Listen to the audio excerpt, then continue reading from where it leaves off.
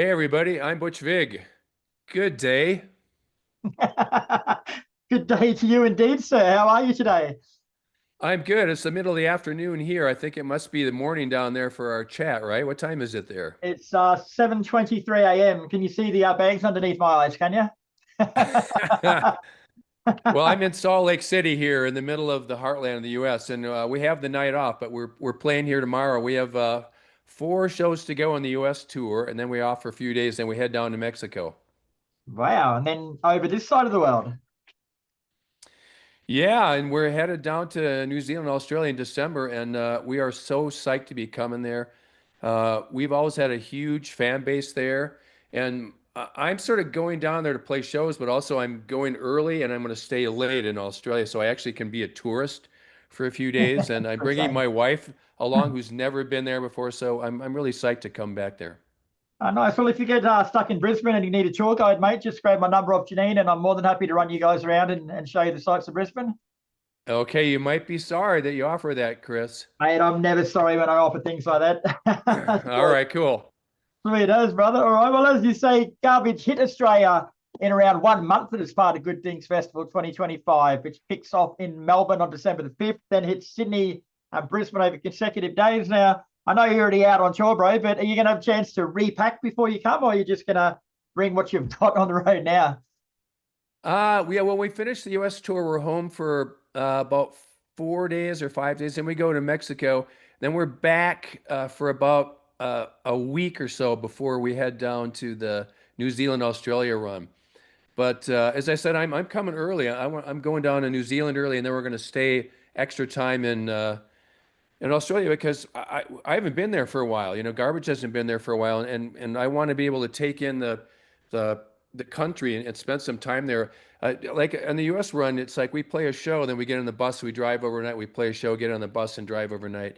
We have tonight off in Salt Lake City, but rarely do we have days off. So I really want to get down there and be able to, like I said, be a proper tourist for a few days. Because the whole reality of touring life is nothing like what people think. Hey, like you don't get to go to a place and see the sights and jump on stage. Like you're there, like you say, you're traveling, you're unpacking, you're testing, you're playing, you're back to the room. It's like you don't really get to do much of the touristy thing.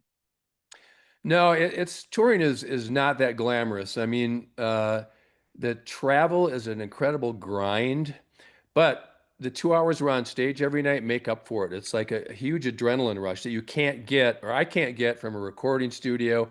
You can't really get it anywhere. And we're very lucky as a band that we've been around for 30 years and we still have such a hardcore fan base. They allow us to go and play these shows. So I got to thank all our fans for that. Definitely, bro. And as you say, it's been almost 10 years since you guys last toured Australia. So what's changed with Garbage since we saw you last? Well, we have a new bass player, Nicole Fiorentino. The last time we were down there, I think Eric Avery, our bass player, was with formerly of Jane's Addiction. He toured with us for a long time. He's fantastic, but he got back together with Jane's Addiction a couple years ago, and they're a complicated band like a lot of bands, but he's back in the fold with Jane's Addiction. And Shirley really wanted a female bass player. Nicole is fantastic. She played with Smashing Pumpkins for a while. She's an incredible musician, super groovy. She's also a really good singer. So she's singing back vocals on about 7 or 8 songs with Shirley. We've never had that before. So that's Yeah, a new addition. yeah, nice. Now, Good Things is a massive festival with bands like Tool, there's Weezer, All Time Low, Machine Head, Knock Loose, Squad, plenty more, mate. But where do you think Garbage fits into the lineup? Well, I think, we've had a fan base down there for a long time. And, there's a lot of cool alt rock bands on the bill. And, we always have had elements of electronica and hip hop beats and atmospheric cinematic moments. And so we have our own sound, but I think we still fit out. We've had a lot of airplay down there over the years. And I know we have a lot of hardcore fans down there. So we're expecting a pretty good turnout from our fans down there. Fingers crossed. That being said, I'm excited to see a lot of the bands on the bill. I'm friends with Maynard from Mhm. Tool. Maynard likes to drink wine, as do I, so I'm going to Nice. be hitting up backstage to have a good glass. Mhm. We're also good friends with Weezer. I've known Rivers for a long time, so I'm excited to hang out with them. But there's so many great bands on the bill. It's a kick-ass festival.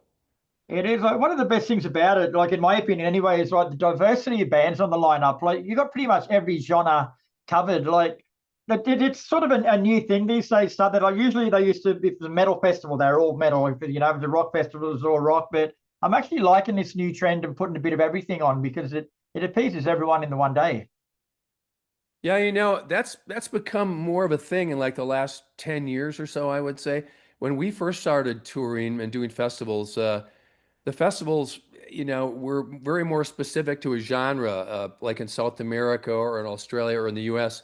And the first place that we saw um, that kind of thing happening was in Europe, like on Roskilde and some of the shows in Spain and France, where the bills were very eclectic. And now that's happening all over. A lot of the festivals in the US are like that. They still are in Europe and the UK, and now they are, you know, in South America and Australia. And I think that's a good thing. I Mm. think because of the internet over the last 20 years, so many fans listen to so many different styles of music now that it's all cool that it can be a mishmash and all mixed together. You know, it's good for music fans to be able to go to a festival and hear all that different kind of music. Most definitely. But well, what's it like backstage, bro? Like, does it get like it used to at high school? You know, like you'd have all the metalheads in one corner, you'd have all the punk kids in another corner, or the different sort of genres all mixed together. No, you know, the cool thing about festivals is you get to hang out backstage, and almost all the time, everybody's really cool. That's something I look forward to because there's a lot of bands, a lot of young bands too, that just come up and start talking to me, and then I go, "Oh yeah, I know who you are." We start talking about music, or they'll ask me production questions, um, and I like that. There's a camaraderie, I guess, at the festivals that. Is something that's truly unique. And you know, if I wasn't in garbage, I wouldn't be able to experience that kind of thing. You know, so we've been doing it now for a long time, and I look forward to it. Yeah, nice. Now, most Australians can't remember last week, let alone 10 years ago, bro. So refresh our memory. What can fans expect from Garbage of Good Things? Well, we're playing pretty strong right now. I think technically, we've learned how to sharpen our sound live over the last 20 years. And I think we're just playing really well because we're smarter than we used to be. And also because Shirley is really on fire right now. And if Shirley has a good show, we have a great show. So, and the addition of our new bass player is great. Uh, the set list is interesting. Shirley came up with the set because she wanted to incorporate some songs lyrically that sort of reflect the craziness that's going on in the world. But Okay, yeah. she also did an Instagram poll before rehearsals and asked our fans what we should include, and she narrowed it down to 40 songs. So there's some deep tracks. You know, we're playing some deep tracks from the previous albums. We're also, I think, going to play at least two or three songs from the new album. So there's going to be the garbage set will be quite varied in what we're performing. Nice. Yeah. One beauty of festivals is, like we were saying before, like people come along that might not have heard of a certain band before and they get to catch them for the first time at a festival. So just say someone's coming along and they've got no idea who Garbage is. What three songs of yours should they listen to on the way there so they get to know the band a bit better?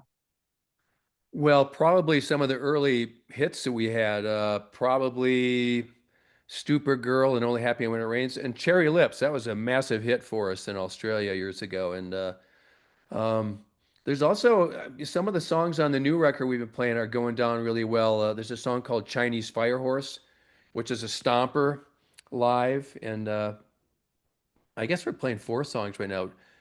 No Future and Optimism, the first single we're playing, it sounds killer.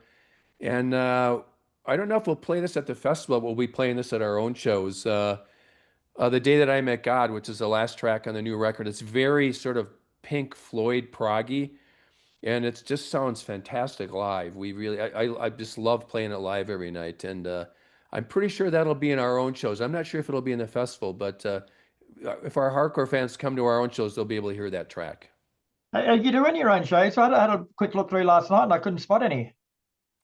Yeah, they just announced after the festivals, we're playing, I think, Melbourne, Adelaide, and then Sydney. We're playing the Sydney Opera House, which we're Oh, super jazzed. We've nice. never played it before, so Not I many think bands have, right? they just announced them a few days ago, Chris. So it's I'm sure if you look online you can find it, but they just announced them a couple days ago. Yeah, fantastic. Now, I wouldn't mind going back to the early days of the band, bro. Like Garbage formed in Wisconsin back in the mid-90s. So what was the musical climate like that gave birth to the band? And what was your early vision? Well, by the time we started Garbage, I was burnt out on guitar, bass, and drums. By the time Nevermind, Siamese Dream, and Sonic Youth, by the time I did all those records, I'd done like 1,000 punk rock records, and I just got bored with it. It felt one-dimensional to me. So I started using a sampler and making loops of hip hop beats and using electronica and sequencers, analog synthesizers, and I wanted to incorporate all those along with pop melodies and distorted guitars and into the sound of the first Garbage record. So we really brought in a lot of sort of music genres and sometimes all in the same song. And I think we are kind of one of the first bands to do that at the time. So I think it really surprised people, but it sort of set the template for all the Garbage records. Shirley has such a strong voice that she glues everything together, and she's allowed us freedom as a band to try almost anything. Yeah, And right. if you put on any two random Garbage songs, the production's going to sound different. Yet it still sounds like us. There's a sensibility we share that even if we try to not sound like Garbage, we still sound like Garbage. That didn't really come out right, but I know what you're saying. You know, it's like it just we sound like Garbage. We always will. We always will. I'm proud of it. Now, speaking about your debut album, bro, like that was a massive success for you guys. Like it had the single "Stupid Girl" and "Only Happy When It's Raining." But when you were making that record, did you have any feeling or any inkling that it was going to be something special, or did it actually catch you by surprise how successful it was? Well, it caught us by surprise, although I knew there were some really good songs on it. I was quite anxious at the time because um, I think everyone thought because my name was attached, it was going to sound like Nirvana or Smashing Pumpkins or like a grunge record, and it did not sound like that. And I was anxious because if the record flopped, it would have been my name on that flop. No one knew who Shirley was. No one really knew who Duke and Steve were. And I had to take a leap of faith. I felt the songs were good, and I really felt uh, powerful about the decision I made to be in a band again. I've always loved being in bands, and I just made the commitment to it. And here we are, 30 years later.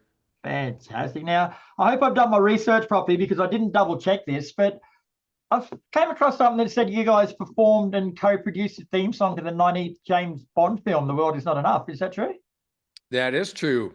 What a Uh, fantastic achievement. I mean that was an incredible experience. I think there's only been 25 Bond themes, and Garbage has recorded one of them. It was a very heady time for us. We were on tour and got a call from the composer David Arnold that would Garbage like to do the Bond theme, and I remember Shirley just freaked out. Oh my God, yes. Logistically, it was hard because we had to find days to go in the studio and record between shows. So I remember the first day we went into a studio in London. We played like on a Saturday at a festival in France. And after the show, immediately after, we took these golf carts out to this field behind the stage, and there was a private jet, a small private jet. We got into it, and we flew over the English Channel, landed. We went right to the studio where David, the composer, was, and we recorded the basic track for "The World Is Not Enough." Now, we didn't finish the whole song that day, but we came up with the core of it. And then we had to get on a plane and fly to a show in Germany on Monday morning. So it was all quite crazy, but yeah, we're really proud of that song because we tried really hard to adhere to making it sound like a classic Bond theme. And I think that we succeeded. I mean, there's been a lot of Bond themes that are fantastic, and there's been some that are not very good Coming because on, they yeah. don't, because to me, they don't sound anything like a classic James Bond theme. But Yeah, we worked you've got really to hard get at that trying to make gold. it sound like a classic one. And like you say, bro, like there's only been 25 Bond movies, so there's only 25 bands in the world ever that have done that, man. Like that's fantastic achievement, brother. Really well done. Yeah, we considered playing that on this US run too, and then at the last minute, Shirley did not put it into the set, but it's possible we'll work that into the set when we play our own shows in Australia in December. So we'll see. Fingers crossed. You can't play the Opera House, mate, and not play the James Bond theme, are you there? That'd be so I think you're right, Chris. I got to bring that up with Shirley. nice. Garbage still features the same four band members he started with last century, but you know, it's almost unheard of, bro. Like How important is that factor in the band still touring and putting out albums after 35 years? Well, we're lucky that we share a lot of sensibilities. Our politics are similar. We're all foodies. We like art and culture. Um, and we enjoy each other's company. Not to say that we don't argue a lot, because we do, but I think at this point in our career, we're able to argue about things and just let it go, fall by the wayside. We don't hold on to grudges, or things get too personal. And at this point, I think we also appreciate how lucky we are that we've had this career and that we have each other. Our eighth album came out earlier this year, and we're already talking about going in the studio in the fall of next year and starting our ninth album. So fingers crossed that's going to happen.